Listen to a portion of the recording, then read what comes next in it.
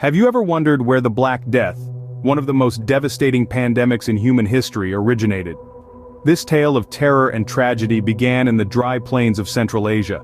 It's there, amidst vast stretches of barren land and sparse vegetation, where the seeds of this deadly disease were sown. And the carriers? None other than the humble black rat. But don't be fooled. These rats were merely pawns in a much larger game. The true villains of this story were the fleas that called these rats home. These tiny parasites were the perfect vessels for the bacterium Yersinia pestis, the deadly agent of the Black Death. Merchant ships, laden with goods and black rats, unknowingly became the disease's personal transport, ferrying it across continents and seas. In this way, the Black Death embarked on its journey, moving from the heartland of Asia to the bustling ports of Europe. And so, the Black Death was not just a disease, it was a traveler journeying far and wide. From its origins in Asia, the Black Death began its relentless march across the continents.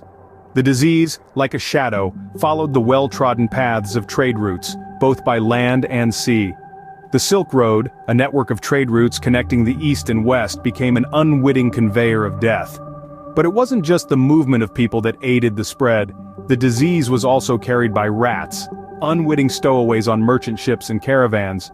The Mongol armies in their vast movements and conquests also played a significant role in transmitting the plague. When they laid siege to the Crimean city of Kaffa, it is said that they catapulted plague-infested bodies over the city walls, inadvertently introducing the disease into the city.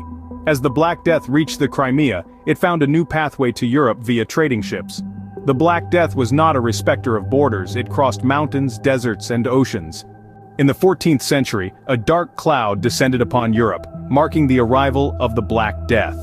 This deadly plague, known as the Black Death, first made its horrific appearance in Europe around the year 1347, docking at the port of Sicily.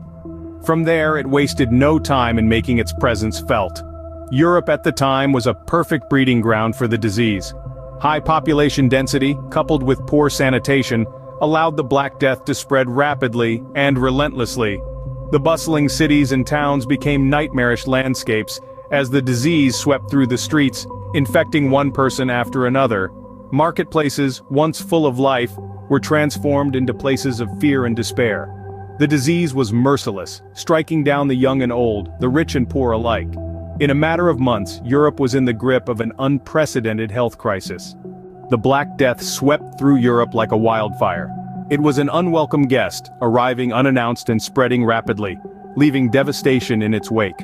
The pestilence traversed the continent, from the sun-soaked Mediterranean coasts to the frost-kissed lands of Scandinavia and Russia.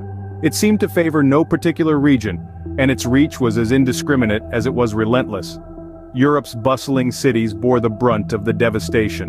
Overcrowding, a common characteristic of urban life in the Middle Ages, proved to be a boon for the plague.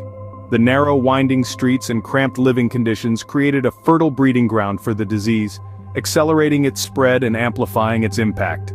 In these urban centers, the mortality rates were alarmingly high. Whole families, neighborhoods, and communities were wiped out, their stories abruptly ended by an unseen menace.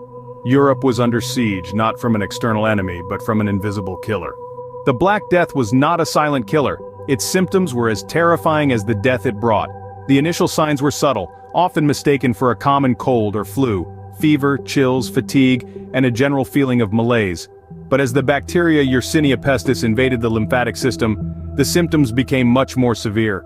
The disease's namesake, the notorious buboes, would appear. These were painful swellings, often in the groin, armpit, or neck. They were dark, purplish, and could grow to the size of an apple. The skin around the buboes might also turn black, hence the name Black Death. As the disease progressed, symptoms could include acute muscular pains, delirium, and even gangrene as blood vessels under the skin died off. This was a disease that didn't linger. From the first signs to the end, the Black Death could take a life in as few as 2 days or as many as 7.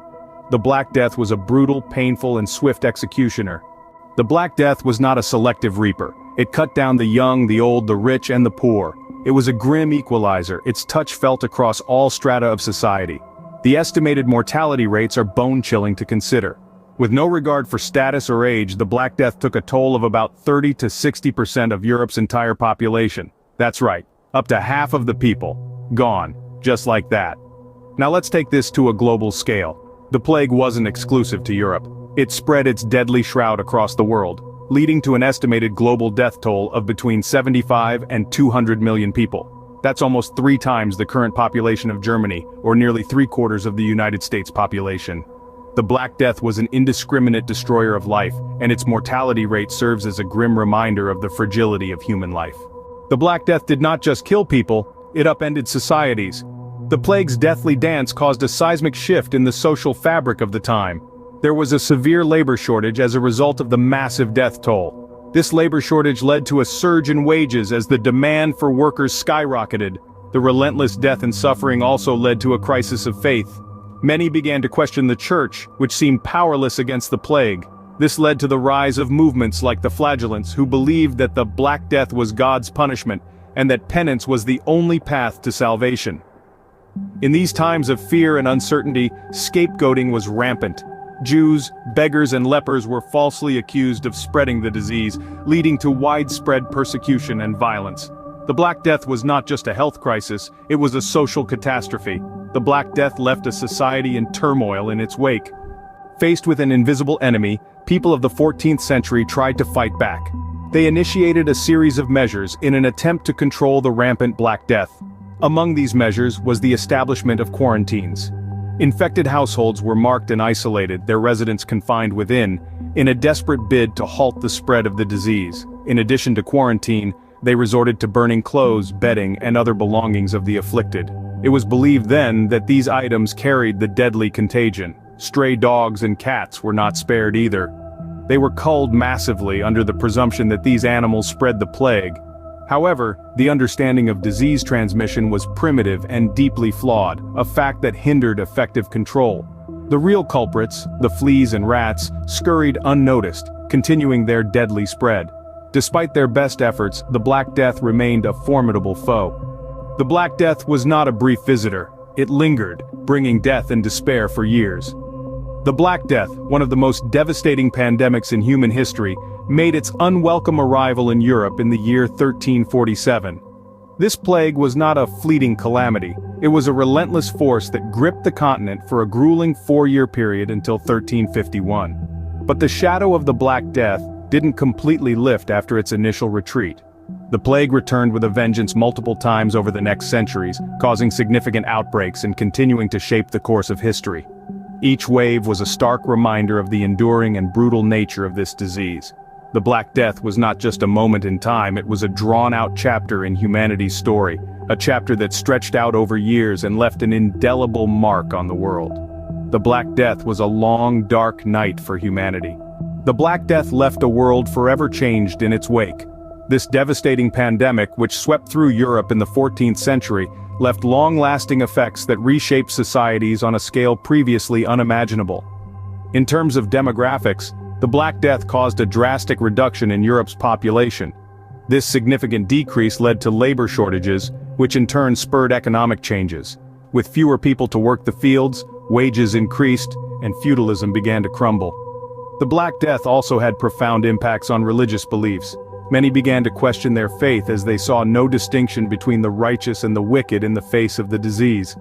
This led to a shift towards a more personal and introspective form of spirituality.